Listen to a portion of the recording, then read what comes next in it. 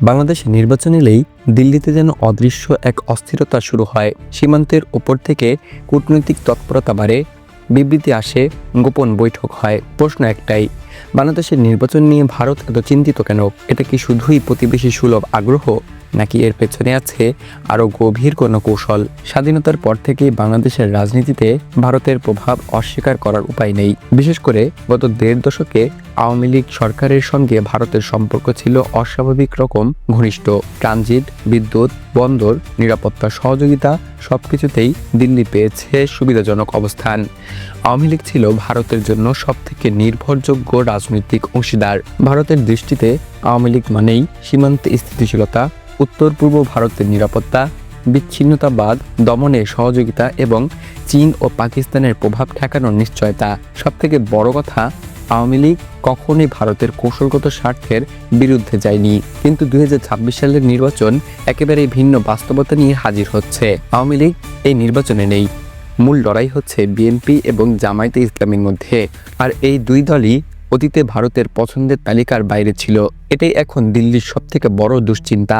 ভারতের দৃষ্টিতে বিএনপি মানে চীন এবং পাকিস্তানের সঙ্গে ভারসাম্যপূর্ণ সম্পর্ক, আর জামায়াত আদর্শিকভাবে ভারতের জন্য অস্বস্তিকর। অতীতে বিএনপি সরকারের সময় ভারতের সঙ্গে সম্পর্কে টানাপোড়েন ছিল। সীমান্ত এবং নিরাপত্তা ইস্যুতে উত্তেজনা দেখা গেছে, আর দিল্লির প্রভাবও ছিল তুলনামূলক কম। এই ইতিহাস ভারত ভুলে যায়নি। বাংলাদেশ শুধু একটি প্রতিবেশী দেশ নয়, এটা বঙ্গোপসাগরের গেটওয়ে, দক্ষিণ এবং দক্ষিণ পূর্ব এশিয়ার সংযোগস্থল। এছাড়া চীনের বেল্ট অ্যান্ড রোড প্রকল্পের গুরুত্বপূর্ণ অংশ। ভারতের ভয়, নতুন সরকার এলে বাংলাদেশ চীনের দিকে আরও ঝুঁকে যেতে পারে, আর তাতে ভারতের কৌশলগত অবস্থান দুর্বল হয়ে পড়বে। বাংলাদেশের নির্বাচন নিয়ে ভারতের প্রকাশ্য বক্তব্য যতটা নরম, ভেতরের হিসাব ততটাই কঠিন। কূটনীতিক মহলে গুঞ্জন, ভারত চায় এমন সরকার যারা দিল্লির স্বার্থে সহযোগী থাকবে। কিন্তু 2026-এর বাস্তবতায় সেই অপশন আর হাতেই নেই। এটাই ভারতের অস্বস্তির মূল কারণ। বিএনপি অথবা জামায়াত ক্ষমতায় এলে পররাষ্ট্র নীতিতে বড় পরিবর্তন আসতে পারে। চীন এবং মধ্যপ্রাচ্যের সঙ্গে সম্পর্ক জোরদার হতে পারে। ভারতের একক প্রভাব কমে যেতে পারে এবং দক্ষিণ এশিয়ার পাওয়ার ব্যালেন্সে বড় ধাক্কা লাগতে পারে।